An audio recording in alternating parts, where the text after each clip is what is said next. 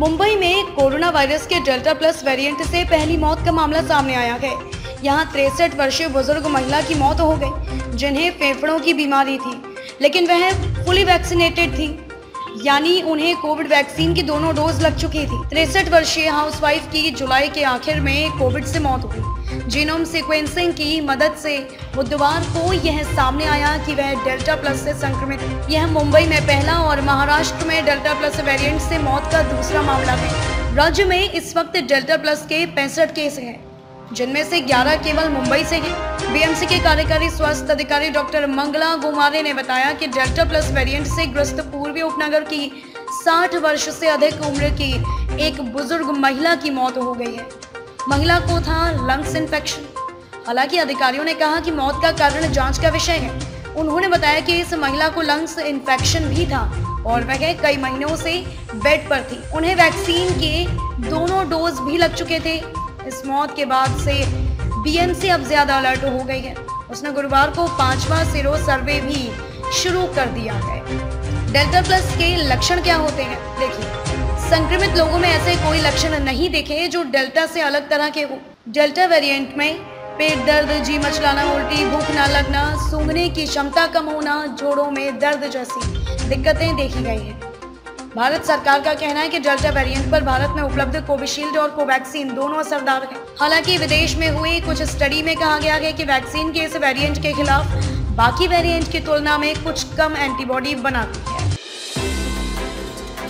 PM Modi आज गुजरात में निवेशकों को संबोधित करने वाले हैं। इस दौरान उनका जोर न सिर्फ अधिक से अधिक निवेश के लिए निवेशकों को प्रभावित करने पर रहेगा, बल्कि वो ये भी बताएंगे कि सरकार ने उनके लिए किस तरह की नई नीतियां बनाई हैं या आगे बनाएगी। वो ये भी बताएंगे कि निवेशकों को आने वाली परेशानियों को खत्म करने के लिए सरकार ने अब तक क्या कदम उठाए हैं और इसमें उन्हें कहां तक सफलता मिली है। पीएम मोदी इस सम्मेलन को वर्चुअली संबोधित करेंगे। ये सम्मेलन सुबह 11 बजे शुरू होगा। पीएमओ से जारी रिलीज में बताया गया है कि इस सम्मेलन को राज्य सरकार के साथ मिलकर सड़क और परिवहन मंत्रालय संयुक्त रूप से आयोजित कर रहा है। ये सम्मेलन मूलतः गुजरात में अधिक निवेश को लेकर है। राज्य सरकार इसके जरिए निवेशकों को व्हीकल स्क्रैपिंग के लिए ढांचागत निर्माण का अवसर देना चाहती है और सरकार की स्क्रैप नीति के प्रति उन्हें प्रभावित करना चाहती है। गौरतलब हो कि केंद्र सरकार की तरफ से ये स्क्रैप नीति इसी वर्ष लागू की गई थी। इस नीति को लागू करने के पीछे मकसद पर्यावरण को साफ बनाना और पुरानी गाड़ियों को चलाते रहने की आदत के प्रति लोगों को हतोत्साहित करना था। सरकार ने इस नीति के तहत नई गाड़ियों की खरीद पर भी आकर्षक ऑफर देने का प्रावधान किया है। गुजरात ने सरकार की इस नीति को आगे बढ़ाने के लिए अपने यहाँ पर voluntary vehicle fleet modernisation programme की भी शुरुआत की है। इस सम्मेलन में गुजरात में शिप ब्रेकिंग इंडस्ट्री को भी आगे बढ़ाने पर बात होगी। आपको बता दें कि गुजरात का अलग दुनिया का सबसे बड़ा शिप ब्रेकिंग हब है। देश के खेल मंत्री अनुराग ठाकुर ने आज फिट इंडिया फ्रीडम रन 2.0 को लॉन्च किया। उन्होंने आज वीडियो कॉन्फ्रेंसिंग के जरिए फिट इंडिया फ्रीडम रन 2.0 के राष्ट्रव्यापी कार्यक्रम का शुभारंभ किया। इस दौरान केंद्रीय युवा मामले और खेल मंत्री अनुराग सिंह ठाकुर के साथ युवा मामले और खेल राज्य मंत्री निशित प्रामाणिक भी मौजूद थे। इसके अलावा BSF, CISF, CRPF, railway, NYKS, ITBP, NSG, SSB जैसे संगठन के सदस्य भी इस कार्यक्रम में शामिल हुए।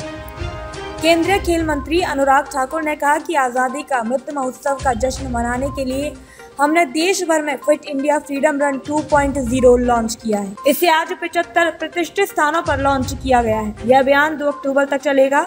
इसमें देश के प्रत्येक जिले के 75 गांव हिस्सा लेंगे। उन्होंने कहा कि आने वाले दिनों में 2 अक्टूबर तक प्रत्येक जिले और प्रत्येक गांव के लोग इस आंदोलन में भाग लेंगे।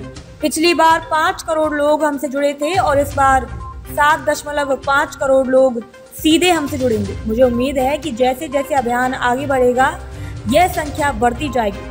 फिट इंडिया फ्रीडम रन 2.0 के शुभारंभ पर केंद्रीय खेल मंत्री अनुराग ठाकुर ने कहा, जब हम अपनी आज़ादी के 75वें से 100वें वर्ष की ओर बढ़ते हैं तो यह हम सभी पर निर्भर करता है कि हम उन 25 वर्षों में देश को किस दिशा में ले जाना चाहते हैं। यह तभी संभव है जब हम फिट रहें। दिल्ली के केंद्रीय खेल मंत्री अनुराग ठाकुर और MOS निशित प्रामाणिक ने फिट इंडिया फ्रीडम रन 2.0 को हरी झंडी दिखाई। महाराष्ट्र में फिट इंडिया फ्रीडम रन 2.0 को मुंबई में गेटवे ऑफ इंडिया से हरी झंडी दिखाकर रवाना किया गया। दौड़ में 40 NSG कमांडो भाग ले रहे हैं। प्रधानमंत्री नरेंद्र मोदी ने शुक्रवार को वाहन कबाड़ नीति यानी व्हीकल स्क्रैपेज पॉलिसी को लॉन्च किया। इस अवसर पर मोदी ने कहा कि ये पॉलिसी भारत के विकास के लिए बहुत महत्वपूर्ण है। मोदी ने ट्विटर पर ट्वीट करा लॉन्च के बारे में जानकारी दी और युवाओं और स्टार्टअप्स को इस प्रोग्राम में शामिल होने के लिए आग्रह किया। पीएम मोदी ने ट्वीट कर लिखा कि व्हीकल स्क्रैपेज पॉलिसी का आज शुभारंभ हो गया है। उन्होंने गुजरात में होने वाले इन्वेस्टर समिट में कहा कि इस पॉलिसी के आने से युवाओं को नौकरी मिलेगी और स्टार्टअप्स को बिजनेस करने का मौका मिलेगा।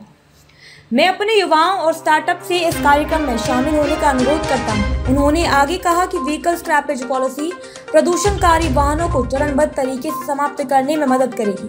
वाहनों को स्क्रैप करने से पर्यावरण के अनुकूल तरीके से अनुपयुक्त और प्रदूषणकारी वाहनों को हटाया जा सकेगा।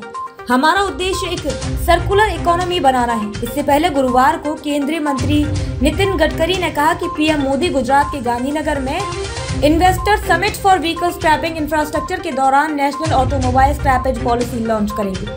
वाहन स्क्रैपिंग नीति का उद्देश्य पर्यावरण को अनुकूल और सुरक्षित तरीके से अनुपयुक्त और प्रदूषणकारी वाहनों को हटाने के लिए तंत्र है। इस नई स्क्रैप पॉलिसी के मुताबिक 15 और 20 साल पुरानी गाड़ियों को स्क्रैप कर दिया जाएगा। कमर्शियल गाड़ी जहां 15 साल बाद कबाड़ घोषित हो सकेगी, वहीं निजी गाड़ी के लिए यह समय 20 साल है। अगर सीधे शब्दों में कहें तो आपकी 20 साल पुरानी निजी कार को रद्दी माल की तरह कबाड़ में बेच दिया जाएगा। वाहन मालिकों को तय समय बाद ऑटोमेटेड फिटनेस सेंटर ले जाना होगा। सरकार का दावा है कि स्क्रैपिंग पॉलिसी से वाहन मालिकों को न केवल आर्थिक नुकसान कम होगा बल्कि उनके जीवन की सुरक्षा हो सकेगी। सड़क दुर्घटनाओं में भी कमी होगी।